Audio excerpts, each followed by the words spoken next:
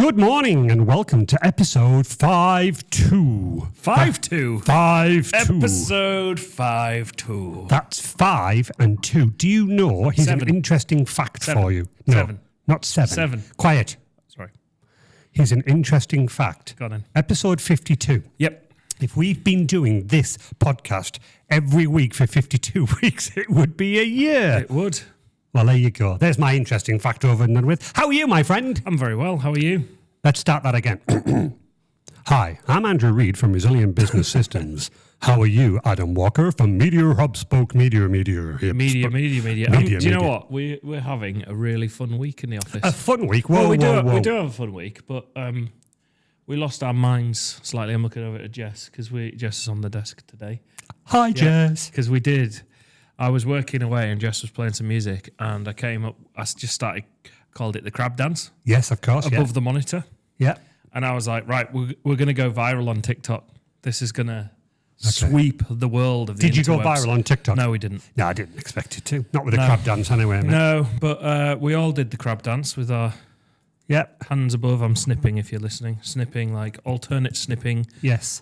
We all did it on TikTok, thinking that maybe all companies across the nation. I'm going to have a little look at TikTok because we were quite disappointed. And this is the thing: we found that when we're posting on social media, I'll come on to what else I've done this week. But when we're posting on social media, we did a video which I'll talk about in a minute. 616 views on TikTok. Very good. Which is what we kind of hope for. Crab dance 271. Wow. However, Crab Dance got 13 likes. Okay. 600 view video, 6. So I'm like, my brain doesn't work. The video with less views, so it got shown to less people, but it got more engagement. And then we're kind of trying to go, so does that mean if you're getting engagement, it's going to, the algorithm, and this is what everyone talks about, the algorithm, are they going to show it to like slightly less people, like not going to push it as much? I don't know. I don't know neither. Because the engagement is higher, but the views are lower. It's which all is great. Complicated stuff. But then you go, well, the crab dance didn't do as well, but is there a place for it? Well, we got more engagement on that video than the other video. We did. So yeah. So we've been exploring. So the other thing that I did, Tour of Britain was in Darlington. It was. How good was that? You know this because I was being stalked. So Tour of Britain cycle race based. Sorry, I shouldn't play with that when I'm talking. Sorry, there's a microphone. If everyone's wondering what that is, there's a little spinny thing that was spinning. And Stop. Probably comes through on the mic. Back on track. Yeah. So cycle path. Psychopath. I was stood in the town centre of Darlington. Oh, Michelle told me the story. It's hilarious. Yep, and I'm stood there and I was like, I thought I'll go down. I want to celebrate a town centre event. It's great to have a national race. I think it was like 15 years when it was last year. Absolutely, yeah. And obviously we had the Tour de France here, Tour de Yorkshire, sort of launched off the back of that. Keen cyclist, hub and spoke is like... Where that came from, being a cyclist, I was literally looking at my bike. Just been for a ride. I was like, what am I going to call the company? I was like, hub, spoke, wheel, strong. Yeah, Ratchet is that story. A Ratchet. And I was like, Ratchet Media sounds terrible because it sounds like something else. Not using profanity. So basically I'm stood there and my Teams pings. Yes. I was like, how odd. And it was a photograph of me from your wife. The photograph, did you see the original photograph? Yes. It looks like she is in a letterbox. Yes. Like there is like a little window. Yeah. And with like black, something blocking the top of it off. Yeah. And then just me. I was like looking around going, where is she? In like the clock tower? And anyway, she was in the cafe, wasn't she, opposite? It was hilarious. He said, who's stalking who? Yeah, exactly. So I messaged her back, gave her a wave. Yeah. And yeah, it was great. But what an event to have in the town. It's great. Fabulous event. I think we need to get behind these events. And I had no bookings in my diary at that time. So I was like, I'm going to shoot down. And actually, I'm going to throw a little light on it in terms of tell a little story. So yeah, of course. Did a little like vlog post. So that was the other video on TikTok where it's like, hey, I'm going down to this event. Got some footage of them leaving and sort of the ambience around it. And you know, there's some big name riders there. There was. It was all very good. And then it went from Darlington to Redcar. over the moors via Whitby. Yes. And they came up through Saltburn. Yeah. And there was a bunch of beef eaters that have gone viral, I would say. It like locally Were they doing viral. the crab dance? No. Oh, right. But they were doing every other dance under the sun. So there's a hill that comes up from the beach in Saltburn, if people don't know it, and it's a bend. Saltburn Bank is what it's known as. Yes, know it. But it got called Beefeater Bend by the Look North. I think it was very Northern clever. Echo, the paper the other day. But they had a massive line of people sat on the floor doing like row your boat all the way up the hill. Very Things clever. like that. They had music playing. Yeah, I mean, you know, it's just nice to see something so positive. There's been a lot of negative press over some, obviously, with, well, negative events, negative press tied to negative events. They're not going to make it positive. You know, like we've had riots, we've had things going on across the country, and you do think, oh. And then it's so refreshing to see a bunch of people sat on the backsides. Doing the rowing boat. Beefeater Bend, rowing the boat. Well, very clever. So a good week. As you can tell, I'm quite jovial, infused, I think, about it. And we're in Cuddle Corner. We are in Jess's Cuddle Corner. What did you want to call it? Cozy Corner. Cozy Corner. Yeah, the Cozy Corner. So it's only opposite if you're listening. But yeah, very true. It's more relaxed. How's your week? Sorry, I've rabbited on there. Sorry? You were rabbiting on, I switched off. Yeah, how's your week been? Oh, very good. We are in the process of doing 4 projects this week. So honestly, it's flat out. So one of our lovely new customers, Facility 6, that are in the building here, we're migrating their emails from GoDaddy to a proper Microsoft domain. For those who don't know, GoDaddy do a very good, there's nothing wrong, a very good deal with emails for the GoDaddy emails. So they tack themselves onto the front of Microsoft, if you know what I mean. All right, yeah. So when you log into the Microsoft domain, admin console, you get GoDaddy. The downside is that they try and, how shall I say, try to get more money out of you. So as part of the normal package, as well, Teams is available to that standard or the basic package.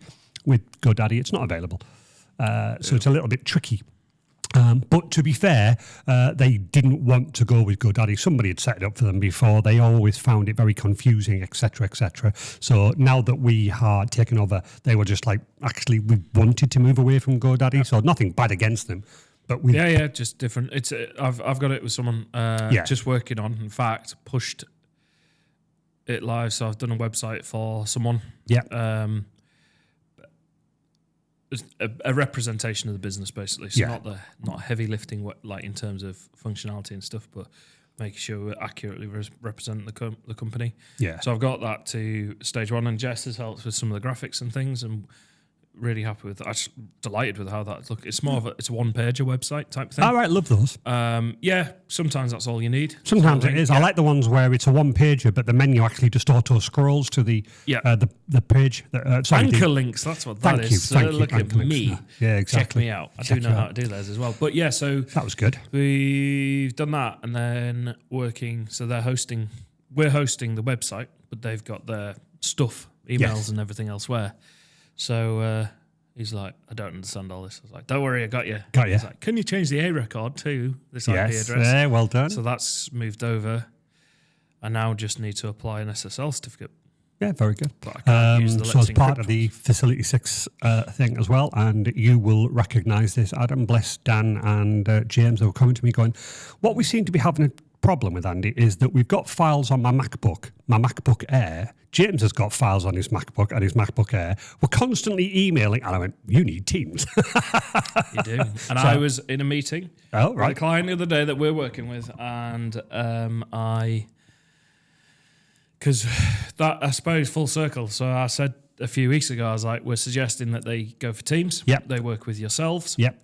We've been doing the website, but Teams really needs to support what they're doing. And it was like a moment the other day because we had them in. We're going through the website. I'm just going to move this over here. There we go. Going through it, and basically we got to the point. He asked a question, great question, like regarding forms and data and capture and stuff. And I was like, right, this is why I suggested Teams. This is where that kicks in. Yeah, absolutely. So now I'm like at the point where I'm like, so glad I gave the advice to do that. The client pursued that with yourselves. Absolutely has. They've been set up. And it means, because this data is sensitive in terms of classification. Yes. All data is sensitive, but in terms of classification of data, ICO, if you don't know what that is, Google it and it'll explain what different things. Correct. This is sensitive data. It is. By definition, like medical details and things. So I was like, I don't want to be able to No. get any of that. No. Like, you know, because you can have someone that log them in the website and this, no. Yeah. So I was like, we need to go straight to your Teams filing system in terms of data capture in the first instance, and then he'll use whatever systems he's using. Exactly. So that was one project. The other project is for a young gentleman over in Shildon. Again, he's currently got all of his emails in Gmail, which I won't use his words, but he dislikes intensely. We've migrated him over to Microsoft 365. Teams is not there yet, but what he is doing is he basically works for himself, but he employs lots of other contract people. Okay, and he needed somewhere to store all the data and for them to access the data centrally.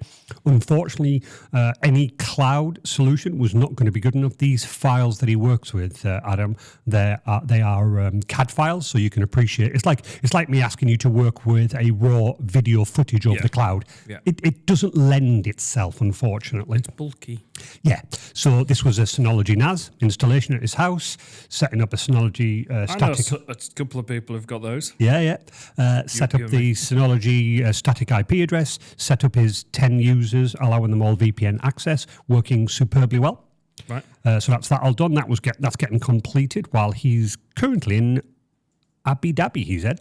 So I spoke to him yesterday and I went, how is Abu Dhabi? And again, I won't use the language that he went. He went, it's hot. Something hot. Something hot. Very. Very hot. It's very hot. And then for 2 customers, we are actually, so this is an interesting one. They were originally using Google Password Manager. Yep. Nothing wrong with Google Password Manager. Providing you got various things in place to keep your account secure. Well, again, I'm just going to touch on the subject. What happened was that obviously, if everybody knows, when you sign into your Google Chrome with an email account, it synchronizes everything. It does. Convenient. Very, very convenient. Until you get somebody that signs in with that same username and password at home and gets the passwords. Yep. So a little incident happened. It was not malicious, by the way. This was a genuine, honest mistake. Sorry, not even a mistake. It was an understanding. Somebody went, I've signed in at home accidentally and I've got all of the company passwords. I'm like, yep, you have. And this was sort of like a moment of them going, no, we can't have this. Absolutely, we can't. So we are implementing some software called Keeper, which is basically a LastPass, a Dashlane, a Bitwarden. Yeah. So it's a password manager. Password manager. Third-party password manager that sits separate of your browser. Correct. Which means you can actually integrate your password manager into the browser as well, which is what we've done. But then you can have it where if it's just you using the computer, you can have it so you're logged in for a set period, and then you got to 2-factor it and put your master password in. Or you can have it every time you need to go and you put your master password in. Yeah, so it's interesting from that point of view, but we're using this software called Keeper, and that's been a bit of a revelation for them to allow them, and saying what you've said. So for some, shall we say, directors, they would just prefer the browser version. What's really nice is that they've said, oh, right, so do you have to jump onto each machine to install the browser? One of the things that we actually do, Adam, is that every company we onboard, we register their browser with our Google Chrome workspace. And it was quite good because I said, we can do that. And I was actually buying time because I was actually logged into the Google Chrome admin console and I was busy finding the extension ID, the long Google Chrome ID. And I was literally putting it right in. And what was really nice is I said, so what we'd end up having to do is to launch, can you launch Google Chrome for me? And she went, I can do it at the moment. She says, and what I not, it's appeared. I went, I know, we're controlling it. She went, used a little word, but she went, clever bugger. That's what it's all about. And I think it's sometimes you don't know the gaps in your practices or policies until you kind of go through the process and you go, oh, wait a minute, I shouldn't be doing that. Sort of thing. Like, you know. But again, like that form example that I used there. I mean, we're geeking out quite heavy at the start of this, but you know, I was like, from experience, I'm like, I need to avoid that. I don't want to touch that data. I don't want to even see the data. I just need to know that whatever's in place is working. I'd also like to, before you get onto your subject, I'd also like to touch on something that was actually quite. It's interesting, shall I put it this way? So, an individual rang us up. We'd recently provided this individual, for a company, for this individual with a laptop. So they asked for their Microsoft password. So I suppose, again, bless Michelle, she gave the password, but then as she was given the password, like, hang on, sorry, can I ask why? Because, as you know, Adam, when we set up brand new machines, for including Jess when I did that, we set up everything for the user. So there was no reason for that user to have the password. At the same time, I'm going, it's your password. It's not my password. I can happily give it to you. Anyway, the funny side of it was that they were going, the reason I need it is I'm trying to set up Teams on my Mac because my camera's not working. And bless, it was like, why is the camera not working? And it was like, well, on my laptop, it's just showing as black. You're smiling because I know what's coming here. And we literally said... Partly because I did this myself a couple of months ago. Michelle went, do you see the little privacy shutter? What? And he went, look at the camera on the top of the laptop. And he went, oh my goodness me, there's a black... Hang on, oh, it's working. The problem is there's a little black switch with a little black cover. And the cameras are small. And some of the laptops, like... On mine, I've got a privacy shutter on. Did you give me that? I can't remember. Yeah, so I put it on mine. But it's a big white thing. It's fairly obvious on yours. Yeah. So that's on there. But saying that, the big white thing on the top of the laptop, I was like, why is my camera not working? Yeah, exactly. I was like, I mean, it didn't take me long to... No. So anyway, continuing the story, all right, well, I don't need to put it onto my Mac now. And obviously we asked the question, why are you are you not allowed to input these things onto your personal Mac? Am I not? And then we pulled up their IT code of conduct. He's a fairly new employee, by the way. Yep. And we said, have you read the IT code of conduct? Yes, I have. Have you signed that you've read it? I went, yeah, I sent it to line manager person. I went, again, can I be, Michelle, sorry, this is Michelle. Can I be really picky? Can I ask you to open it up on your laptop? Yes. Scroll down to page 70, whatever it was, there in black and white, you are not allowed. And he went, oh, goodness me, I'm so sorry. Now, nothing malicious, Adam. Yeah. But obviously said that he'd signed and read the IT code of conduct. But so this sounds a bit kind of too in the detail, but it's something I was like, right, we need to make sure with the team. So I'd speak to the team about it. So the issue is if you log in on a personal laptop, let's say there's a data breach, and you haven't stored that data correctly, i.e. allowed people to log in on whatever device that isn't a company device. No, it's personal. Yeah, then that's where you're technically in breach. You're in breach. So anyway, it was full of apologies and stuff like that. But again, if we think about it from my point of view, and I will ask and say this to everybody, have you read the terms and conditions on the Adobe when you click install? No. What do? You scroll down to the bottom to highlight the next and you click next. Yeah, no comment. But this gentleman obviously had said he'd read the terms and conditions. Maybe he had. I'm not arguing with him. But then to get round an issue with his laptop camera, went to put Teams on that. But obviously I'm like, but you are in security data breach.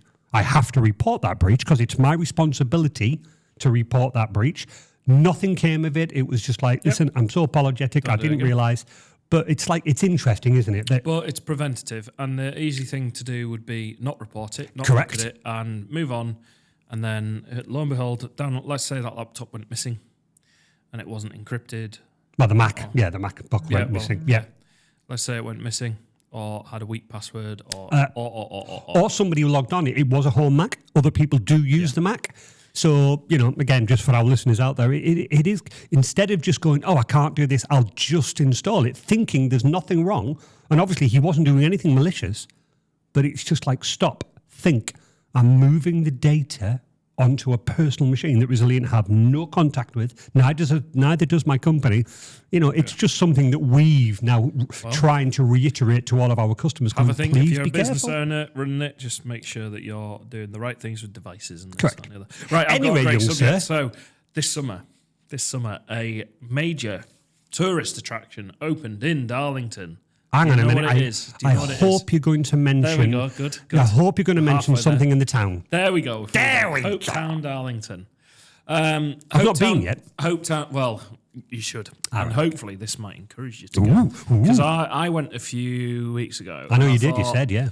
I thought, it's a local. Again, talking about local events this week. This is a council-run facility. I did used to work for the council. Yes. # not sponsored. However, if you want to, if you want to council, no.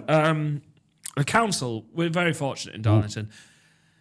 I used to say councils can take a lot of bashing in terms of you haven't done this, you've cut back this service, this, that, and the other. And in truth, it's hard. They're managing a lot of public services and they're doing it. But we are very fortunate. We've got an incredible leisure facility in the shape of the Dolphin Centre. We've got. Is it in the shape of a dolphin? No, it's not actually in the shape of a dolphin, but there's a dolphin on the side. So we've got the Dolphin Centre, which is a fantastic leisure facility, and there's some incredible individuals that work in there, really, really hard at making sure that it's a really good thing. There's also Eastbourne Sports Complex, which has got an athletics running track, and it's also got AstroTurf and football pitches up there as well. But what we also have is the library, and I've talked about the library previously. You certainly have. We had Head of Steam, which is now being renovated, and it's called Hope Town Darlington. People going, Hope Town Darlington, what a weird name. I heard people say, what a silly name, what's this? It's because the original train works there was called Hope Town. I know that. Yeah. Because you told me. Yeah, exactly. So people didn't necessarily understand why that, but then the story comes clear. So I went to Hope Town Darlington with the family, and it's great for the family. But it's actually just really nice having a walk around. The Head of Steam Museum, as it was, is still there, which is the old North Road station. Still there, and they've renovated that as well. There's some really cool features, and there's some cool tech actually in there as well. But today I want to go into a bit of the history of the Stockton and Darlington Railway in the spirit of starting businesses and talking about business. How about launching a railway? That is particularly up there, isn't it? It is. I mean, obviously, it's quite high. We're very famous for that. I mean, a lot of people say that we are something about Darlington, but it was the first, you might be able to clarify. Yep. Stockton to Darlington was the first something, whereas... Passenger railway. Thank you. Whereas other people, no, the Rocket and the other one, like, no, this was the first passenger railway. Yeah. And it was a commercial. And there's some really... And this is...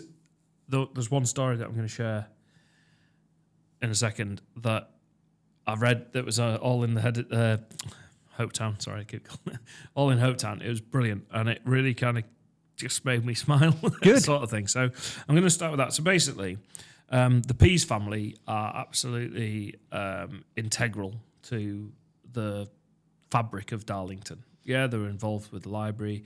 They're involved all over. Do you know there's a blue plaque for them? There is. And there is a statue of Joseph Pease in the middle of the town. Yeah, the blue plaque is opposite the on what you call it, the Saltfish Darlington restaurant. And then there's a house that's right opposite on the square next to the Dolphin Centre.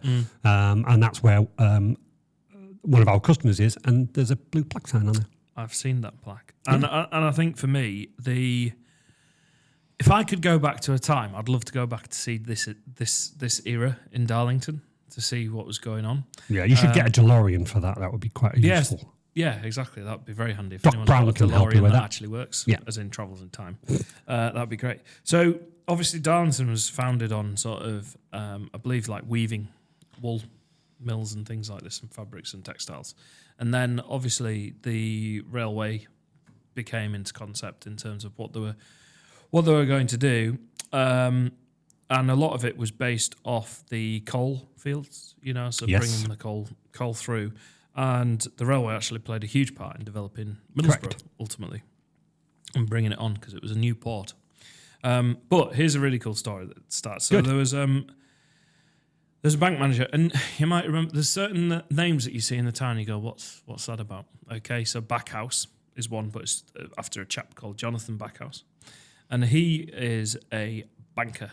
Right. Okay, he was helping them finance the railway. Okay, and that day, what happened is. Do you remember we had Rob on? Yes, exactly. What did Rob say about banks? You have physical representation of gold was in notes. Yeah. So you could, in theory, go at the bank, go, I want to withdraw my gold. Correct.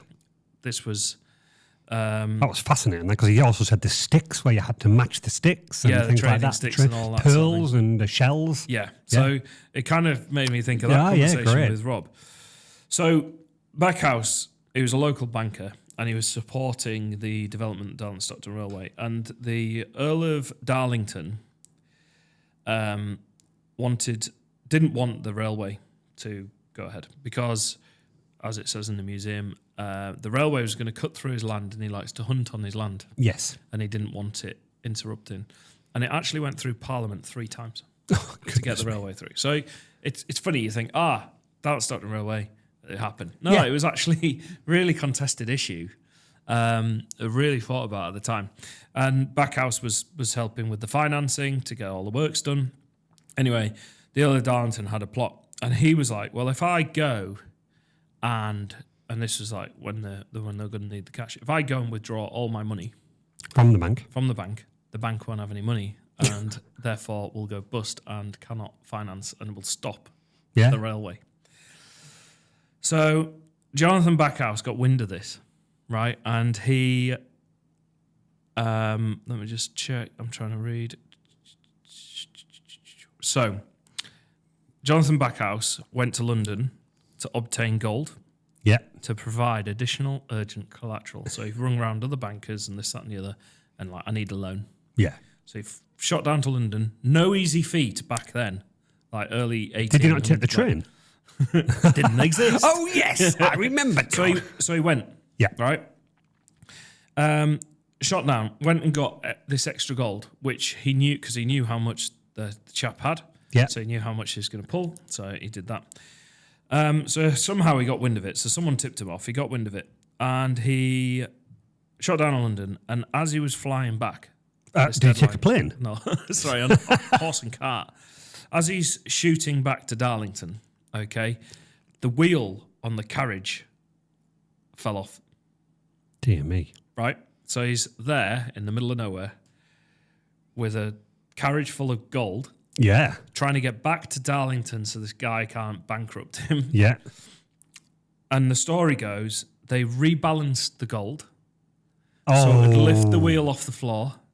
Very clever. And then rode the rest of the way, 3 wheels back into Darlington in time to get the money into the bank. And then when the Earl came in and goes, I want money, they went, absolutely. Here you go.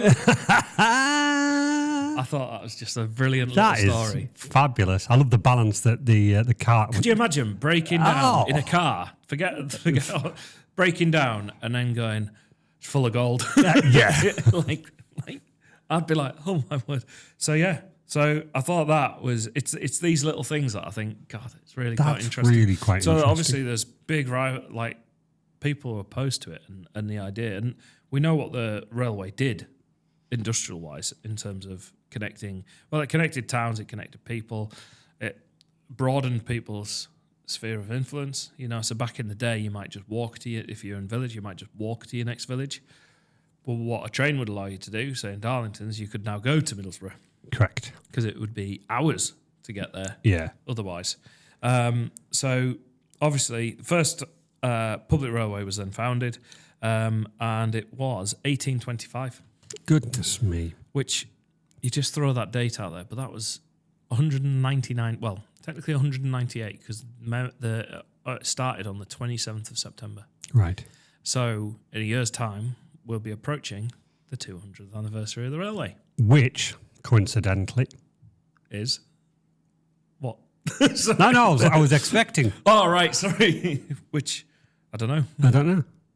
But surely we must be doing something to represent. Oh no, there are. Yeah, that's what I mean. The reason why Hopetown is there, and there's loads of chat, and I don't know what they're going to do. Right. Okay. And again, this comes back to like council events. Yeah. There will be a celebration of some Gosh, sort. there has to be. Yeah. You know, one of the most significant parts of that railway was the Skerne Bridge.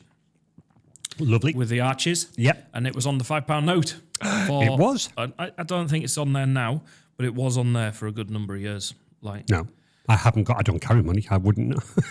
Yeah. So I don't carry money. So, everything's electronic nowadays. So Stockton and Darlington Railway, a company that operated northeast of England, 1825 to 1863, the world's first public railway to use steam locomotives, and that's where George Stephenson got involved because he was like they obviously had a chat with him, and he's like, "Do you know what you need? You need teams. No, you need you need a steam locomotive. It's the word teams, just with an S on the end, on the front. It is. Yeah. It is. You need teams. You need steams. The railway was founded on steams. So it used steam, connected the collieries near Shildon with Darlington and Stockton. Yeah. There's a cool model in the museum that it's massive. It goes along the wall, and you go into the carriage works, which is the new building, and they've got loads of old memorabilia in there. So right. different things, different tools, even just like toys of the era and things like this, like as the railway progressed. But one of them is a big, it's like a model of the route. Right, yeah. So you can see the Fighting Cocks pub in Middleton, St. George, which is now Sainsbury Local. Yeah. So, but that's on there. Yeah, it will be. It kind of gives you an idea, landscape, what it looked like. Because the other thing that we don't, the building we're in now, this was built, 2015? Yeah, definitely. The town obviously looked completely different. The river, the Skerne down there, used to be really wide, almost like the width of that road over there. Yeah. You see in paintings, obviously. Photographs were a thing. So you see in paintings, the river used to go there. Obviously, it then got confined to the man-made, I think it's a man-made sort of, it's not a canal, but it's, river walls, and it's kind of controlled, and then it goes under the roundabout. But originally, it used to be right across the width of the road. I'm trying to remember exactly, and I'm going to get it wrong, but it's interesting what you're saying there about the Fighting Cocks, which obviously is now at Sainsbury's. But even going back there is something to the side of it that I think we met somebody, myself and Michelle, in a walkout, and they were like, "Oh, why is it called the Old Station?" Or it's something like the Old Station. It's like, that's because the railway ran. And they're like, no. Well, if you look at those buildings around there, and you look at them, and then you just go, right, think of an old train station. You go, oh, okay, I get it. And you could kind of see the path that goes through. Correct. And there's a bridle path now that actually marks it, which is really quite handy. It really is quite handy. But I think it's so important that we keep things like this historic, because otherwise people do. We were talking to Dan last week about, what's a Tamagotchi? What's this? What's that? People need somewhere like Hopetown to go, this is what it used to be like. History is fantastic.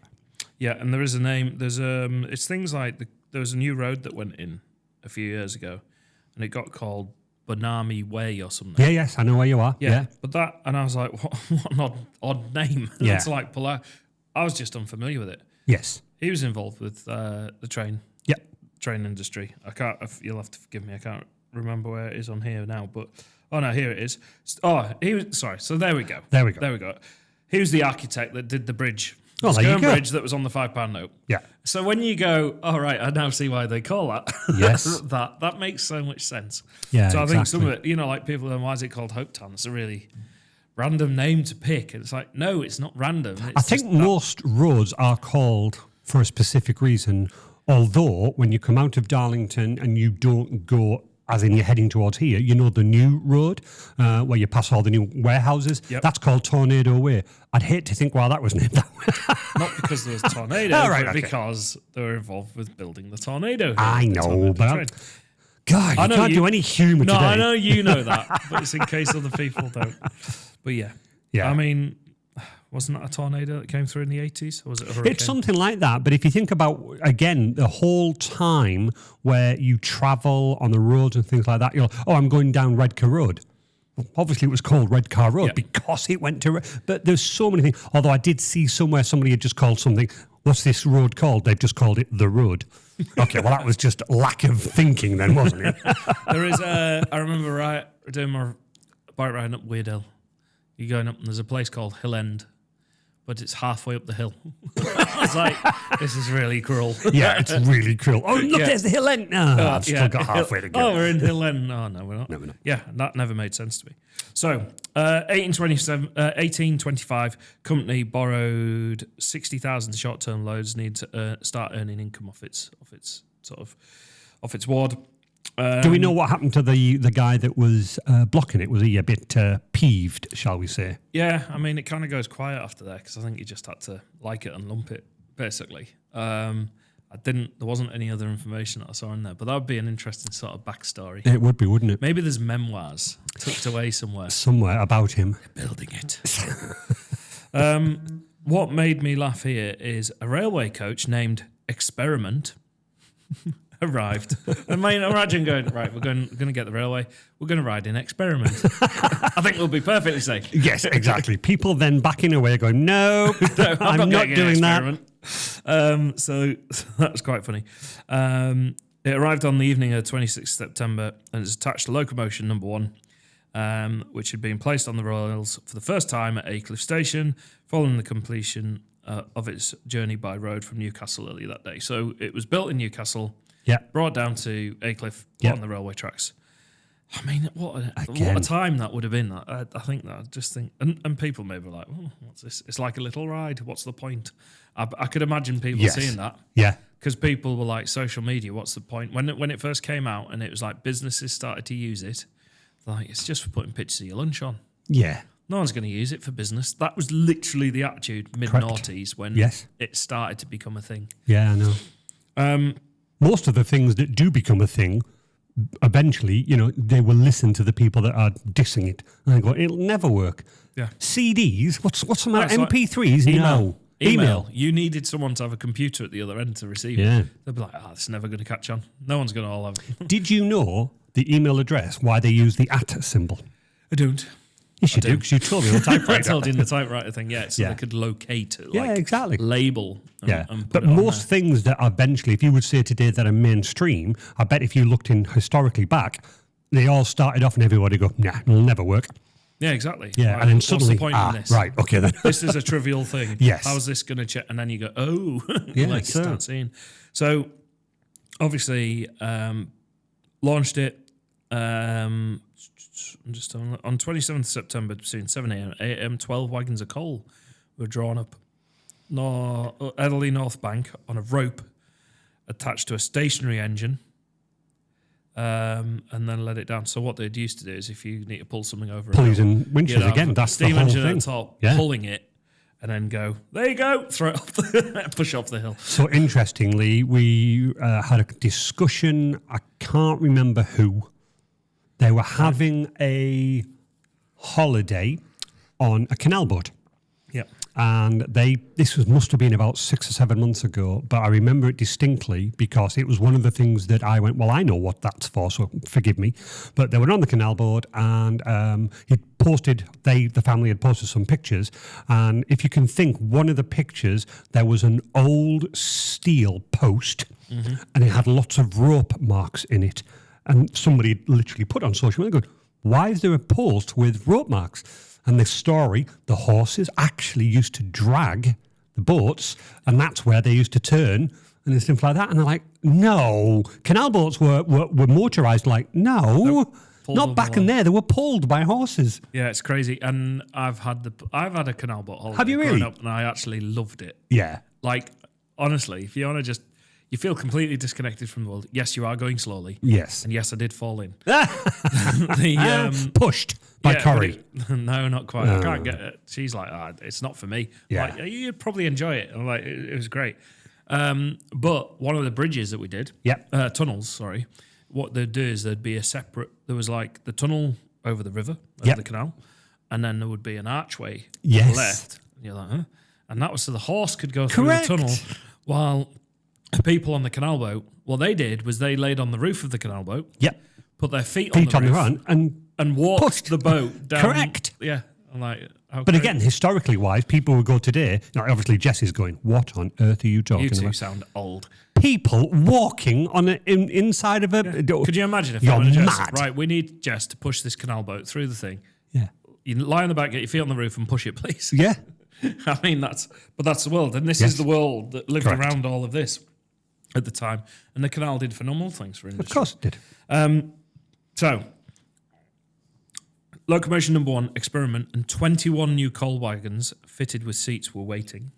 So they put seats in the coal wagons. Yeah. Directors had allowed room for 300 passengers, but the train left carrying 450 and 600 people, somewhere between there. Goodness me. Yeah. How amazing is that? That's amazing. And if you think about it, it's not like nowadays where you could just go, yep, let's shoot down and see it. It's like you've got to make physical cars. Yeah, no. You know, and all this sort of thing.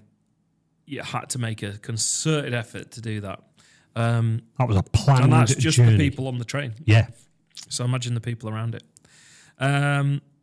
Most travelling in empty wagons, but some stood on top of wagons full of coal. So some people just jumped on the coal. Yeah. Brakesmen were placed between the wagons to slow it down. Yeah. And the train set off, led by a man on horseback with a flag. Yes, they had to let the people know which that is the what train they was used to do with the car. Correct. So do you remember if you went the early cars? What they used to do is you used to have a man with a flag. So you get in your car, and then you'd have to say Gary. Yeah. Gary comes back with his flag, and he'd have to walk in front of the vehicle, coming through. Yeah. So it picked up speed, gentle down slope, reached 10 to 12 miles an hour, leaving behind men on field hunter horses who'd been trying to keep up with the procession. Yeah, yeah. So the train stopped when the wagon carrying the company of surveyors and engineers lost a wheel. Oh, gosh. So it's not without its thing. The wagon was left behind, the train continued. So they're just like, get rid of it. Yeah.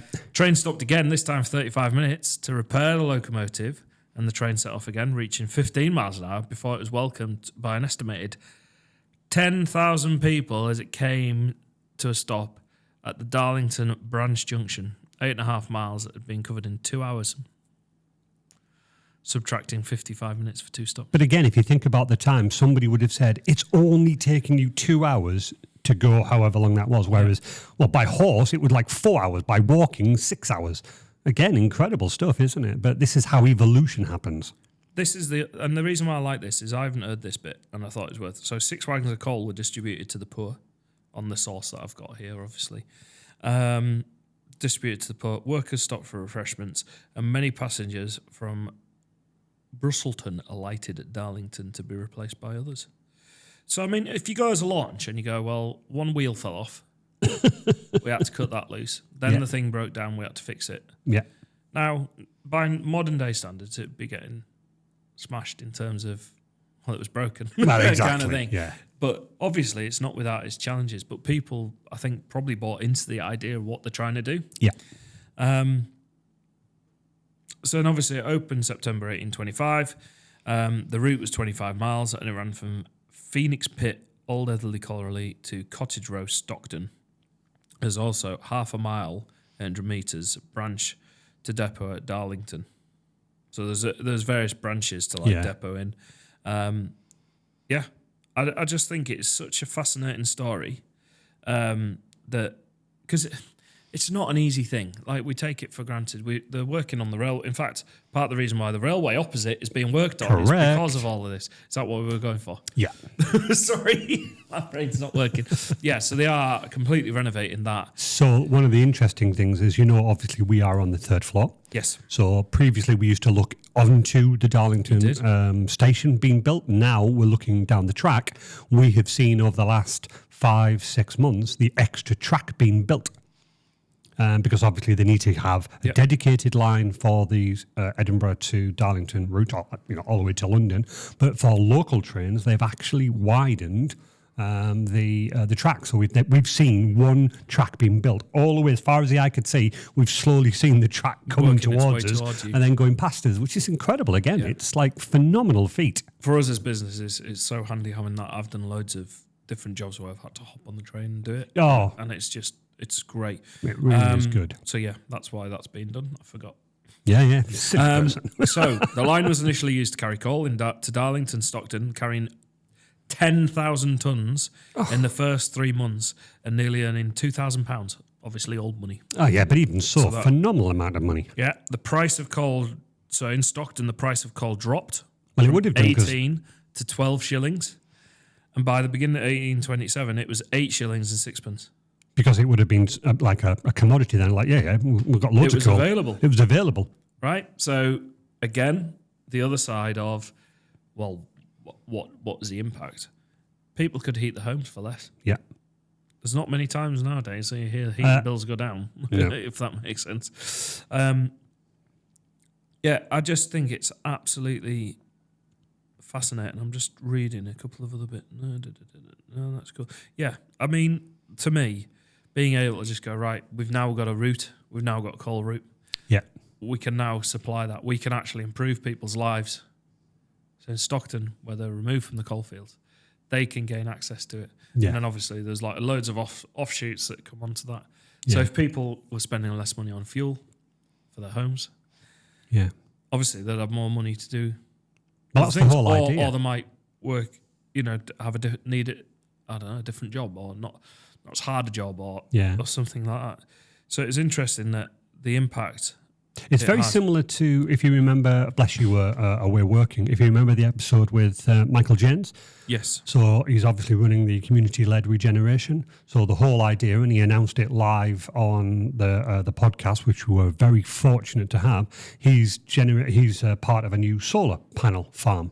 And his idea is to put energy back into the community. His whole thinking, and I'm literally listening to what you're saying there, Adam, his whole thinking is if he can provide, let's just say, cheaper electricity to Middlesbrough and the areas around South Bank, etc., his vision, Michael and the rest of the team's vision, is that those people have more money in their back pocket because they're not spending so much on the heating, electricity, and therefore that will regenerate the area. So very similar to what you've just said there. Yep. People had more money, therefore they became, richer in their sense of the word. But that meant that they spent more money on the local area. And one of the points that I'd like to pick up on that you said earlier on, you and I know this because we've spoken to it and we are both fanatical. If we can, both mine and your businesses, we like to spend local. Because it keeps Darlington local. And we try and give people, I'd much rather give business to a local company than an outside. Yes, they may be cheaper, but I'd much rather do that because, again, it generates the area again. Yeah. I'm a huge believer in local business. That's why we featured local businesses. Yeah. That's why I want to talk about things like the events and stuff in the town. I think I'm actually, this has caught me a bit with my imagination in terms of looking at, Backhouse and Stevenson, and Joseph Pease, in terms of what they did. I mean, I think it was Joseph Pease' wife, and forgive me, I might not be fully accurate, but it's the Pease family. If you go up Woodlands Road near the hospital, on the corner, there's like literally the crossing opposite the hospital. On the corner, there's like a fountain thing. Yep, I passed it the other day. Yeah, well, the Pease family put those in so people could have access to water, clean drinking water. I know. What then happened in Darlington is they had the steamworks, the pumping station. Yeah, which is just to the other side. Yeah. By the way, they do open events. There's a dedicated team of volunteers that do that. If you haven't been to the pumping station in Darlington, you need to go and see it because it is incredible. And they were pumping in fresh water into Darlington. Yeah. So the reason why I wanted to go into this is because it sort of laid the foundations for so many things. And it's like, I suppose it was like bigger world kind of how do we improve the world? And they could do it at a really local level. You and I, we get to work with a lot of local businesses, but we're not providing fuel or necessarily water supply to the town. Yeah, I just think it's absolutely fascinating. So the Tees Cottage pumping station was built in 1849.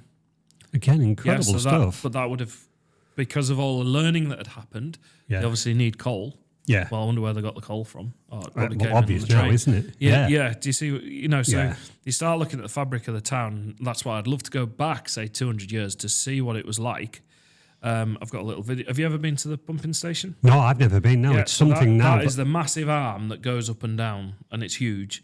And and it's just an incredible piece of kit, and they do open days, and it's just insane.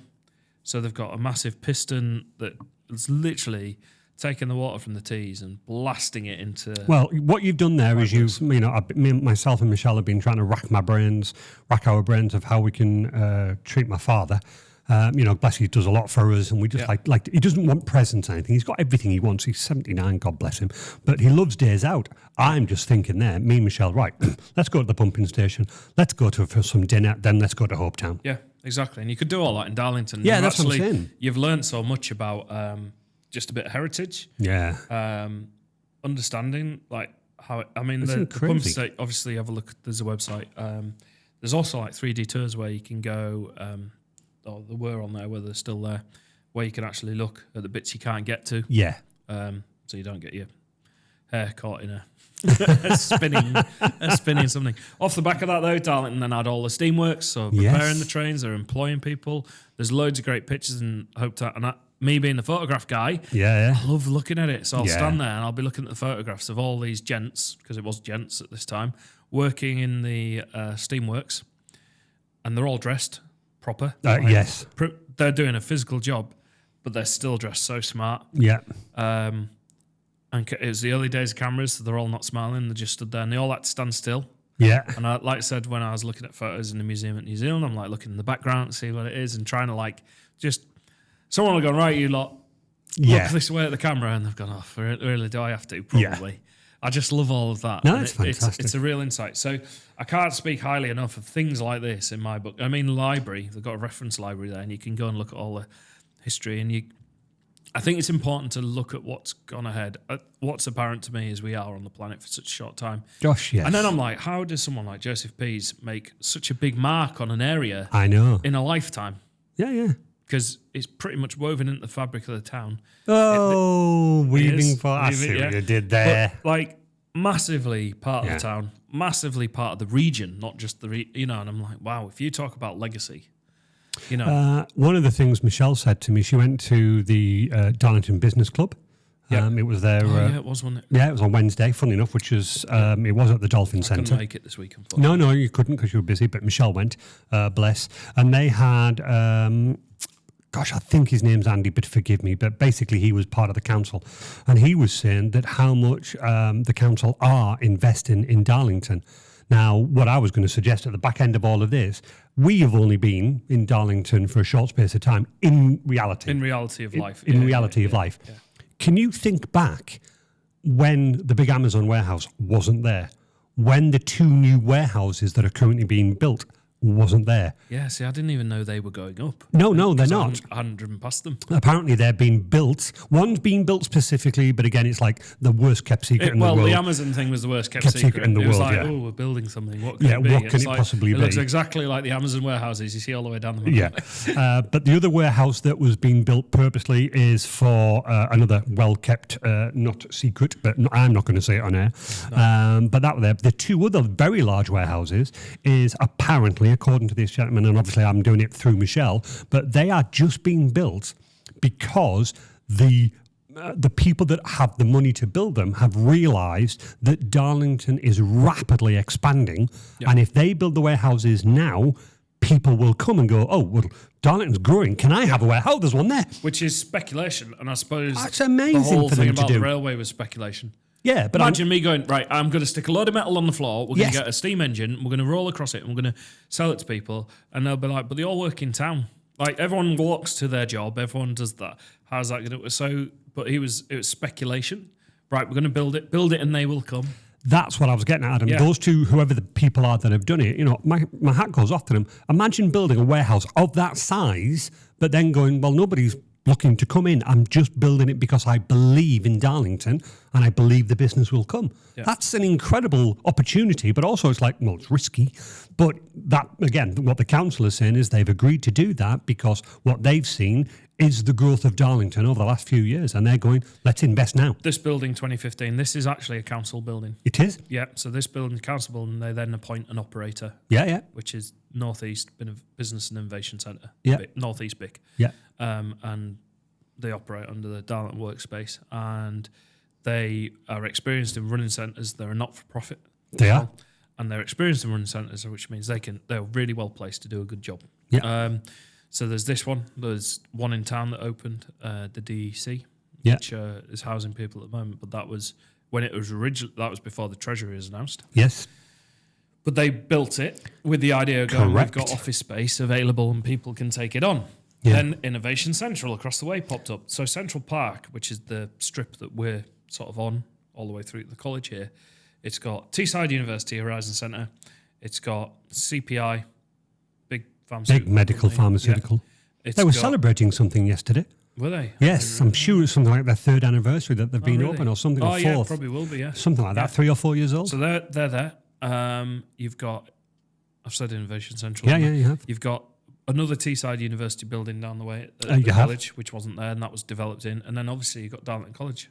It's incredible. And there are some spaces as well for other plots, buildings, sites. To me, the town is such an exciting thing for business, innovation.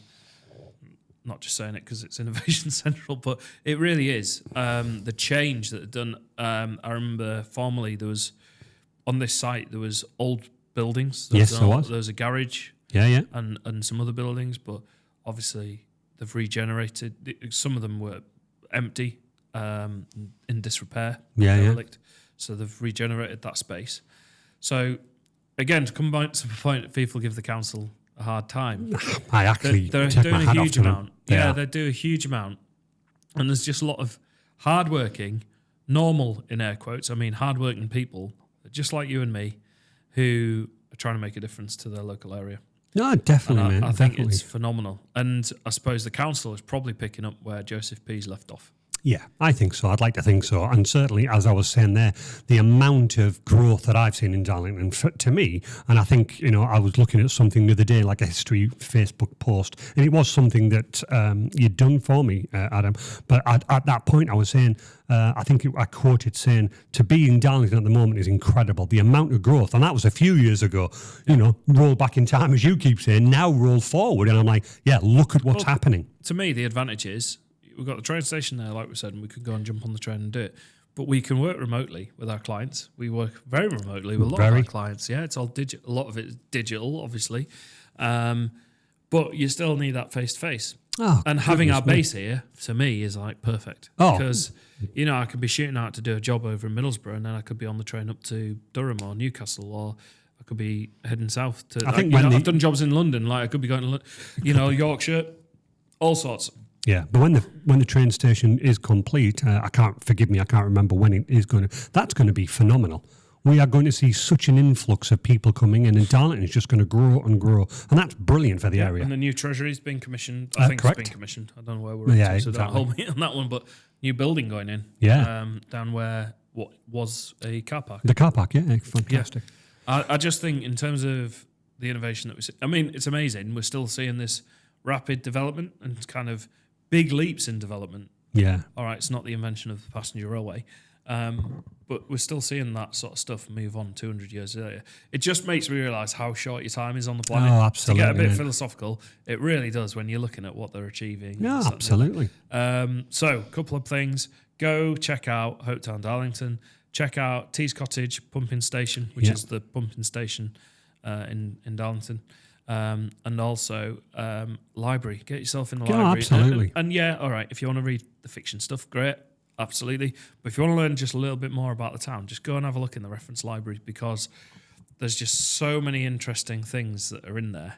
Yeah, exactly. Obviously the Pease family established the library because they wanted to help people with learning education and this, that, and the other. Definitely. And there's all the old photographs of what So it's definitely just brilliant. It's so good. Well, listen, Adam, thank you so much for taking us on that journey. No, you're welcome. I think you've got me on the right track. Terrible. You're going to steam through the rest of your day now? Yes, I've got to do some training. Training. Training. Oh, brilliant. Never mind. Oh, it's terrible. Listen, mate, what you got for the weekend? Well, so I am. We've shot it slightly earlier. Thank you. I am literally going to grab my camera bag and run down the road now. Yes, you are. Photograph their our lovely friends over in Theatre Hullabaloo. Yeah, I've got more photos to do at 12:30. He said, looking at Jess. And then I've got a meeting. Is it 1:30? Yeah. Just runs your life. Well, man. it's a bit like that at the moment because I was filming yesterday morning. Yes, you were. The edit done. Yeah. So I went and did that. Then I ended up having an ad hoc client meet. Josh from Hughes. I saw Josh from Hughes. How is he? He's great. He's doing well. But I had to catch up with him about a few things. And then I came back and I was like, right, now I need to edit. And it was like, so I'm sort of, we're doing quite a few jobs. We've got Josh's cybersecurity project coming up. We've just passed another customer, cybersecurity. Have you? Our lovely customers, IS Medical, they have just passed cybersecurity accreditation. Well done. We did say it was a big thing. But yes, sorry, weekend. Yeah. Weekend. Rugby season starts tomorrow. Rugby! Big announcement. I am delighted to announce that I, Adam Walker, is sponsored by Resilient Business Systems. Whoa. Since when? I asked your wife. All right, okay. Which is why I know nothing about it. No, I'm happy to sponsor you again. Yeah.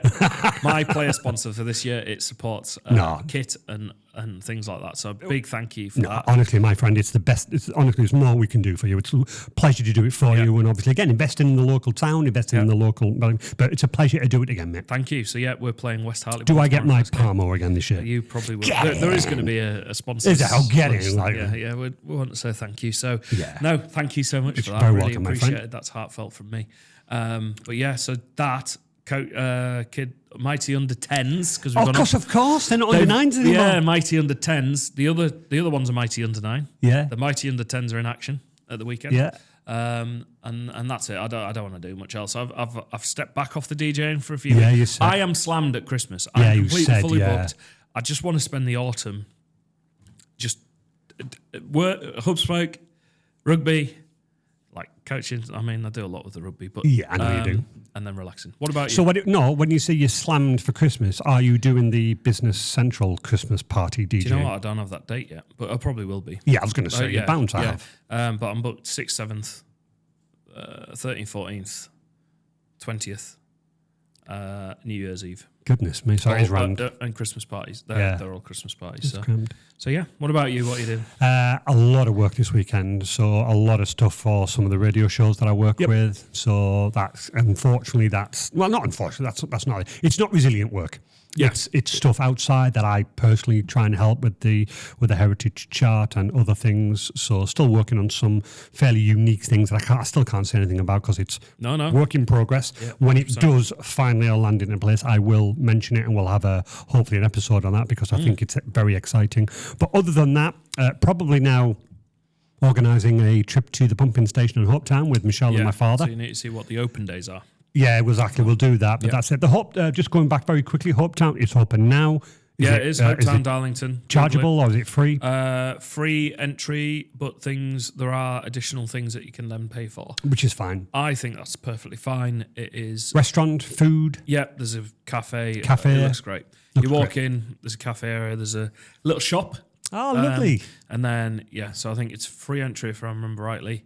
I think they do have a booking system on there because obviously they're trying to manage the booking. Of course, yeah, but we'll look on that. So, check out their website and see what it's all about. And they've currently got brick. You're going to have to forgive me. It's something to do with, it's like a Lego exhibit. I've heard about that. Yeah. I heard somebody talking about this and the kids found it amazing. Yeah, and that is a chargeable. Yeah, but that's fine. Did you take your little one? Yeah, we didn't do that because we didn't have time on the day, but we did the Wagon Woods, which you do pay for. But incredible stuff. It just sounds magical.